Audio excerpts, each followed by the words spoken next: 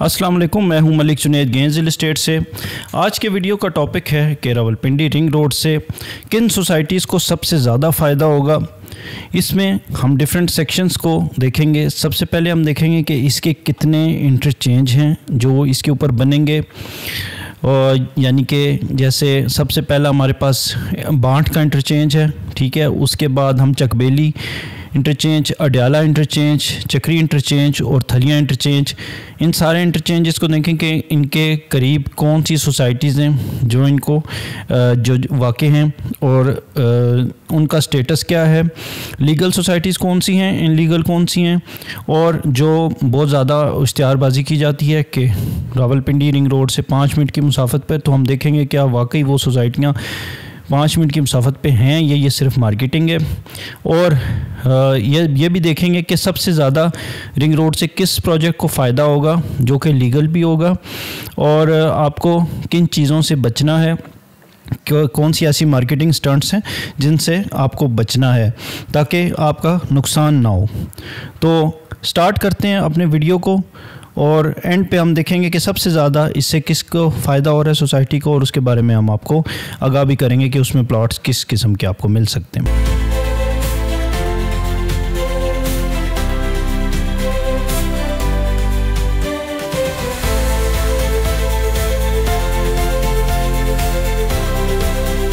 जी, तो स्टार्ट करते हैं अपने वीडियो को।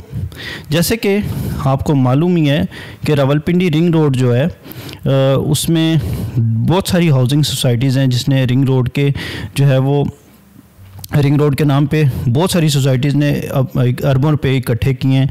लेकिन क्या वाकई सबको फ़ायदा होगा? आज की हम जो डिस्कशन करेंगे उसके अंदर फैक्ट्स के साथ मैं आपको बताऊंगा कि रावलपिंडी रिंग रोड कहाँ तक पहुंची है, अब तक कितनी उसके ऊपर काम हो चुका है, और ऑपरेशनल कब होगा, और कौन से प्रोजेक्ट्स ऐसे हैं जिसके ऊपर वाकई में इसके बेनिफिशरी हैं, यानी कि उनको फ़ायदा हो सकता है।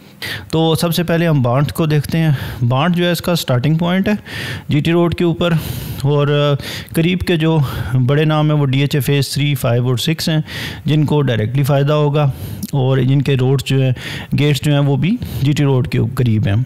इसके अलावा सैफरन सिटी एक सोसाइटी है जिसकी जो लीगैलिटीज़ हैं वो पूरी हैं, और उसके भी कुछ सेक्टर्स हैं जो मेन सैफरन सिटी है उसको ज़्यादा फ़ायदा होगा इससे, कि एक्चुअल में उसकी जो मार्केट है उसके ऊपर भी डिपेंडेंट है ऑफ कोर्स। न्यू मेट्रो गुजर खान का अगर बात करें तो उसकी फासला बहुत ज़्यादा है, और जो जिससे आलमोस्ट कोई उसका दूर का ताल्लुक भी नहीं है। That is why ring road से न्यू मेट्रो गुजर खान के ऊपर कोई ख़ास फ़र्क पड़ने वाला नहीं है। आगे चलते हैं और हम बात करते हैं जी के चकबेली खान इंटरचेंज के ऊपर क्या सूरत हाल है। सस्ती ज़मीन है वहाँ पे, लेकिन हाई रिस्क है, और वहाँ पे इलीगल स्कीमें बहुत ज़्यादा हैं, और गैर मंजूर शुदा, और जिसे आप इलीगल कहते हैं, वो बहुत ज़्यादा हैं। तो हम कहने का मतलब ये है कि अगेन ये भी ज़रूरी है कि आप उसकी RDA की जो लीगल सोसाइटीज़ है RDA की लिस्ट के अंदर, वो आप देख लें। अगर तो वो हैं लीगल उस लिस्ट में आ रही हैं तो then well and good, otherwise आप उनके अंदर ना जाएं। अच्छा, दूसरी आगे देखते हैं, और अडयाला इंटरचेंज के पास जो फार्म हाउसेज़ हैं उसके क्लस्टर्स और रजिस्ट्री इंतकाल वाले जो लोग हैं वो बहुत ज़्यादा वहाँ पे समाये में हैं। तो यहाँ पे फार्म हाउस के जोन है, और रजिस्ट्री इंतकाल जैसे बता दिया आपको, डीलर जो हैं बहुत ज़्यादा है वहाँ पे, तो उसके अंदर NOC नहीं है। तो यहाँ पे बात यह है कि यहाँ पे NOC वाले लोग भी तंग हुए हैं, जैसे कि बैरिया फेज़ 8 की मिसाल ले लें, और यहाँ पे जो जिनके NOC नहीं है, या जो ये इस तरह के फार्म हाउसेस के आड़ में छुपे हुए हैं, उनका क्या हाल होगा वो आप खुद अंदाज़ा लगा लें।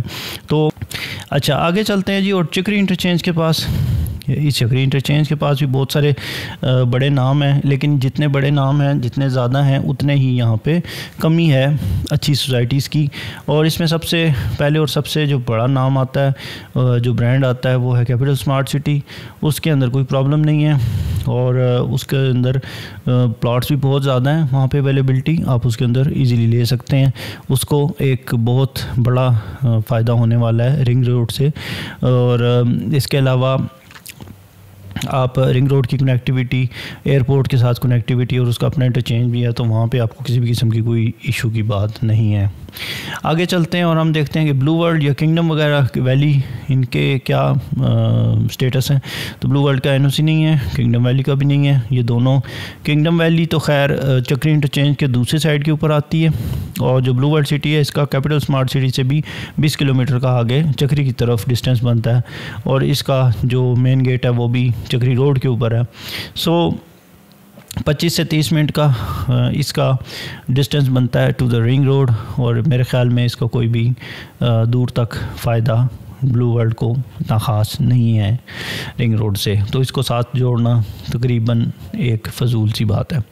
अच्छा, आगे देख लेते हैं जी। कैपिटल स्मार्ट सिटी आपको बता दिया कि मोटरवे से भी इसका इंटरचेंज है, और रिंग रोड से उस साइड के ऊपर जो भी निकलेगा लाहौर की साइड पे उसको स्मार्ट सिटी के अंदर से हो के जाना ज़रूरी है। दैट इज़ वाई कि स्मार्ट सिटी एक मेजर प्लेयर होगा, और इसके ऊपर बहुत सारी चीज़ें डिपेंड कर रही होंगी, और यहाँ से गुज़र की वजह से आपको जो इसके प्लॉट्स हैं उसके अंदर काफ़ी अच्छी अप्रिसिएशन नज़र आएगी।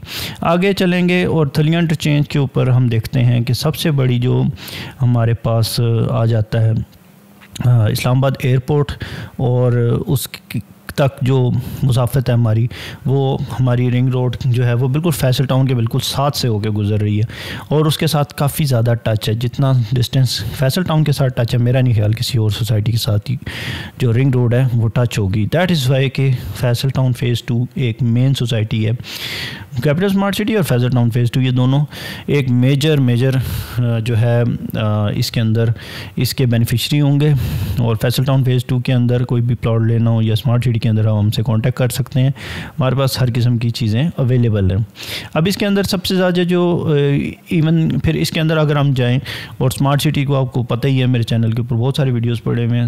फैसल फ़ेज़ 2 के अंदर जाएंगे तो फिर आप उसके अंदर भी आगे सेक्टर्स हैं, और अगर आप जाते हैं ओवरसीज़ ब्लॉक के अंदर फैसल टाउन फ़ेज़ 2 के अंदर, तो वो सबसे ज़्यादा करीबी है इसके, जो कि अभी कम ब्लॉक डेवलप हुआ है।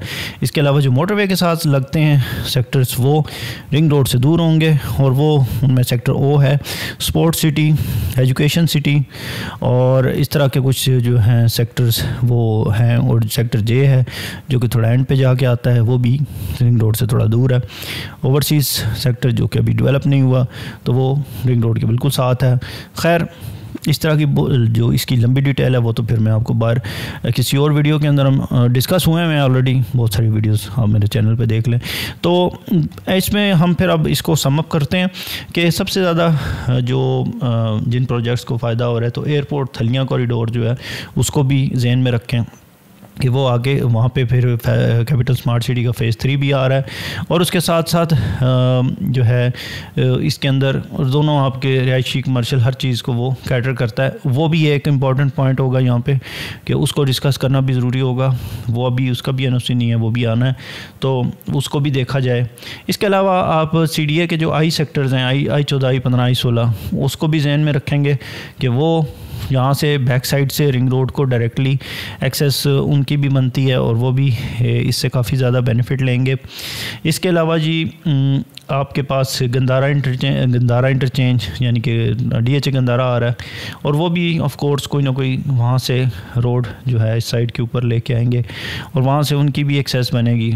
सो नेवल आ रहा है, इसके साथ साथ नेवल भी आ रहा है, और वहाँ पे नेवल का जो फ़ेज़ 2 है वो आ रहा है यहीं पे फैसल टाउन के बिल्कुल साथ, और वो भी इसका एक मेजर बेनिफिशरी होगा। तो ये सारी एक पूरी एक हब बन रही है। सफर नया एक उम्मीद की नजर, गैंस रियल एस्टेट तुम्हारे साथ हम